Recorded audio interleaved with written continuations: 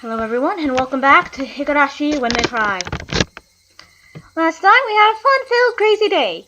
This time, but as soon as the sun began to set, the end of the day really did come quickly.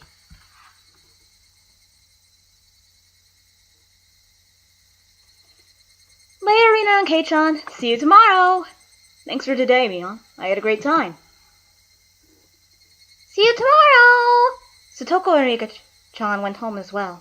We parted ways with Mion, and it ended with just Rena and myself enjoying the evening air on our way home. Thanks for coming today, Keiichi-kun. Was it fun? Yeah, lots of fun. Almost feels like a waste to go home now. Then, well, would you mind taking a little detour? Maybe? A detour? Is it far? It's a bit of a walk, but it won't take long.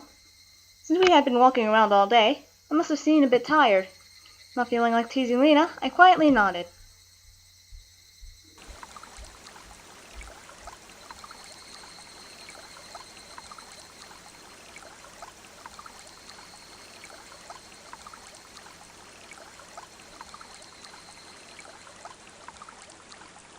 What a scenic walk!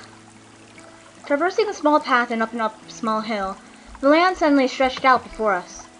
There, what looked like the remains of a dilapidated construction site that came into view.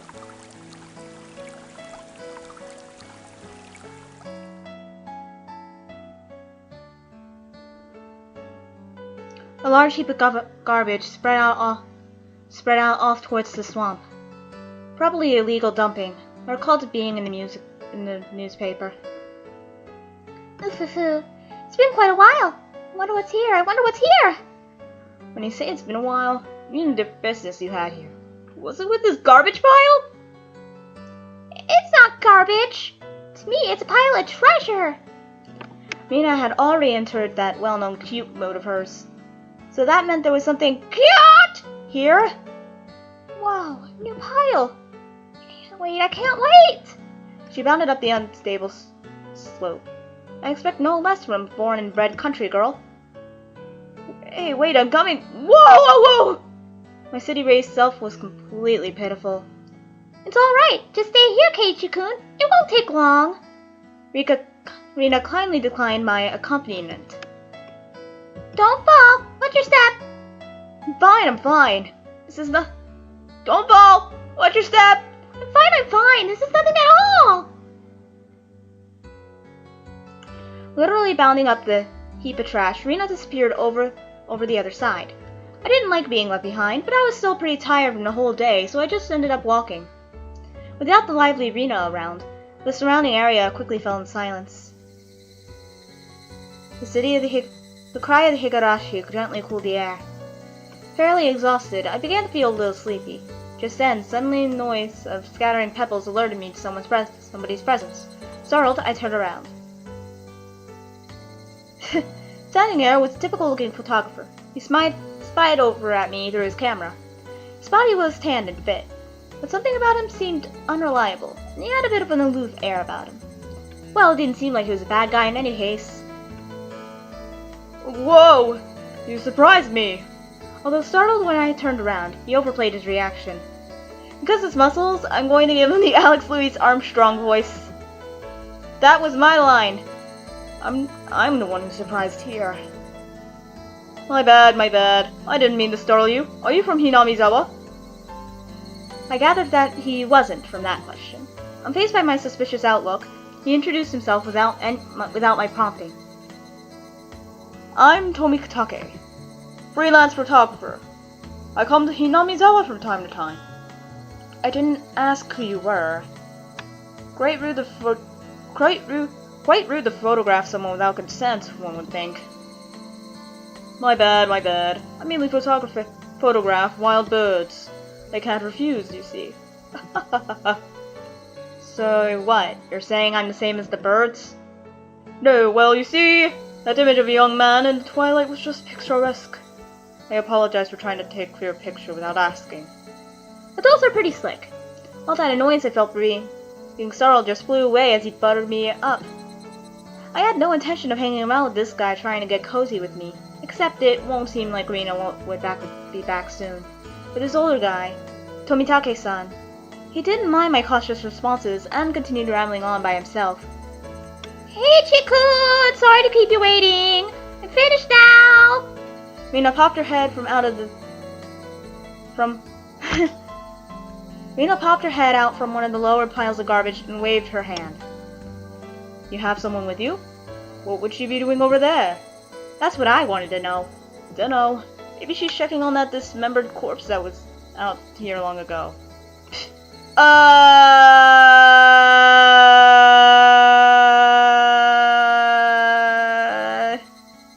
Tomitake-san looked shaken up by that for a moment. Uh-oh, I responded as like I would if I were talking with Rena and the others. It was quite a disturbing incident. You still haven't found one of the arms.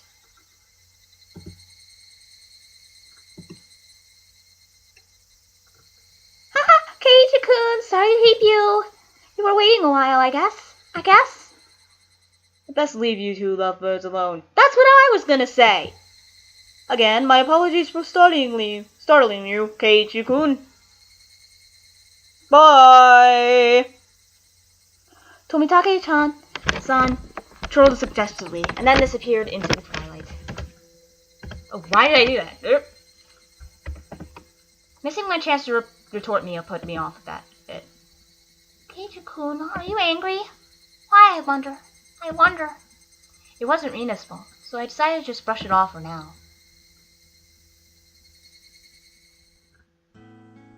How was it? Find a treasure trove? Oh yes, so listen! You see, there was a Colonel Sanders doll! A Colonel Sanders doll? Oh, that thing. Those statues they always have out in front of that fried chicken place. That life-size dummy? Yes, Colonel Sanders! How cute! I want to take it home! Do you want me to look up a picture of Colonel Sanders right now? Because I'm pretty sure he's an old dude. Unless Japan had some sort of moe counterpart. Then again, this takes place in 1983. I'm pretty sure the moe craze wasn't as big back then. I couldn't tell how she decides what's cute or not, but, well, she seems to want it. It's garbage, right? No one would care if you just take it home, right? It's become the base of another pile. I can't dig it out easily. There's no lampposts over there, so it'll get dark pretty soon. Rena seemed quite down about finding a treasure and not being able to bring it back. I'll help you out. Repay you for the delicious picnic we prepared today. How? Thank you. Birds heading home to roost proclaimed that nightfall would soon be upon us. Keiichi-kun is going to help. I can take Colonel Sanders home. Oh. Rena staggered along as if intoxicated in a dreamy state of mind. I tried asking her in a way that wouldn't take her out of her cheery state. Hey, Rena, long ago, did something happen here? Seems like they were building a dam here. I don't know the details, though. How? Just wondering if you knew about it, you know. An accident or something. I don't know. Her tone was disturbingly frank. It sounded more like a denial than an answer. It must have appeared rather dumbstruck. Rena quickly lightened her expression. Actually, I didn't live here until a year ago. Huh? You transferred here too? I was sure of that. So you see, I don't really know much from before that. Sorry. Don't really know, don't want to ask about it. That was the kind of feeling she gave me. Thinking about it, of course it would be like that. This wasn't the type of thing girls would enjoy talking about. Please, I enjoy talking about it. It was quite a disturbing incident. It seems they haven't been able to find one of the arms. It's just like Tomitake-san said.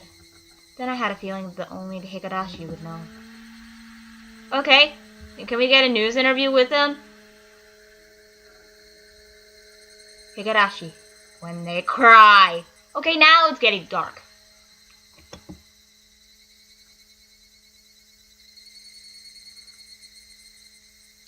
Mayabara Machin, the dam site, murder dismemberment. I think I want to view the tips. Let's, save this. let's view our new tips. Mayabara Manor.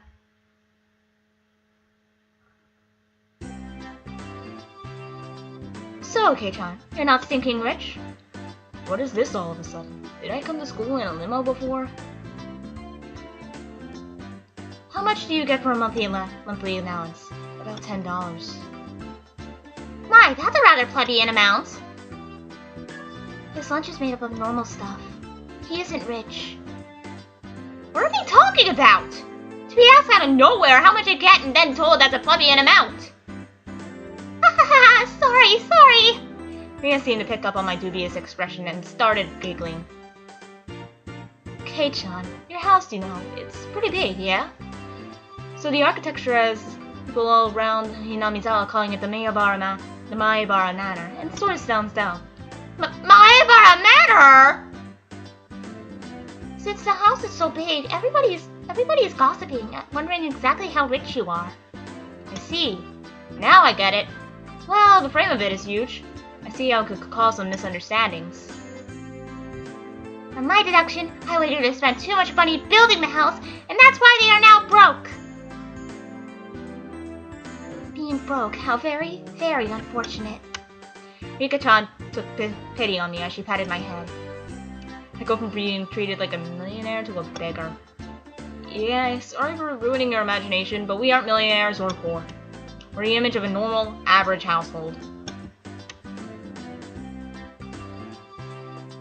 You can't call it normal with that huge house. Entranceway is all grand, and the gate is large enough for a large truck to get through. That's not normal at all. You just say the bigger your house, the more prosperous you are. The reason the house is so big is because Dad's studio's in it, too. There are a bunch of different workshops, and a lot of his works are hung up in different places. All of them are huge, too. For those reasons, the family actually uses only a third of the house for day-to-day living. He planned it out so people and cars come in to see the gallery he opens up in the house someday. That's cool. Your dad's cool. By the way, the entranceway Neon is talking about is the one toward the studio, and it's normally sealed off. The entranceway to the Maebara family actually is a very plain and simple one. The interior is much different from how it looks on the outside. I'd really like a chance to explore Kei-chan's house. Claiming not to be rich, but having a home like that! What could be hidden there?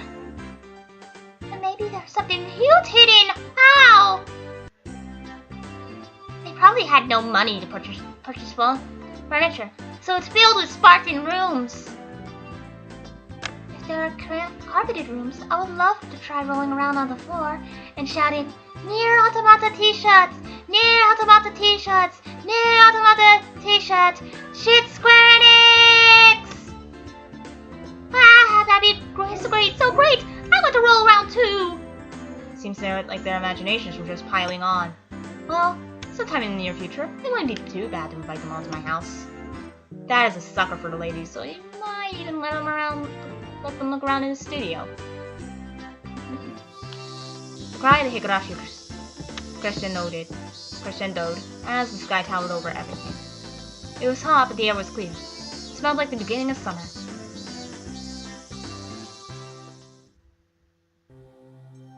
Damn sight, murder / dismemberment. Newspaper edition!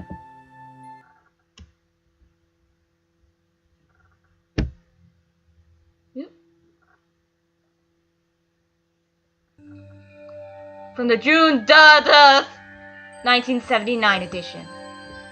The Shishibone City Okinomiya police station, Dune something F, late at night. Suspects, blah blah blah blah and blah. I should just replace the suspects with random characters. Suspects, Link, Reimu, Tamamo no Mae, and Kirby, and Lily were arrested on suspicion of murder and improper disposal of a corpse. The main offender, I think that was Tamamo no Mae, has been added to the wanted list nationwide. According to our sources, the 6 suspects were at the Hinamizawa Dam construction site workroom on the something at 9 p.m., where they are suspected to have assaulted and murdered the site overseer Tom Nook as a group, misremembering his body and hiding it. On the somethingth day at 8 o'clock in the morning, a report was filed by the Shishibone City Hospital at which a male suspect alluded to having murdered Mr. Tom Nook. Why am I doing this? This is stupid. When questioned at the police station, the individual confessed his crime. Since a portion of the body was recovered at the location he gave, he was arrested that afternoon on suspicion of murder and mutilation of the corpse. The rest of the suspects were arrested the same day, but the main culprit is still at large. Police are currently on his trail. The motive is purported to be a drunken verbal dispute, during which he killed the victim in a fit of anger. However, as there are multiple inconsistencies with their testimony, the investigation is still going. That is something. Well, anyway, that's the end of Chapter 2. And that's the end of this episode. Anyway, I will see you guys next time on Higurashi When They Cry.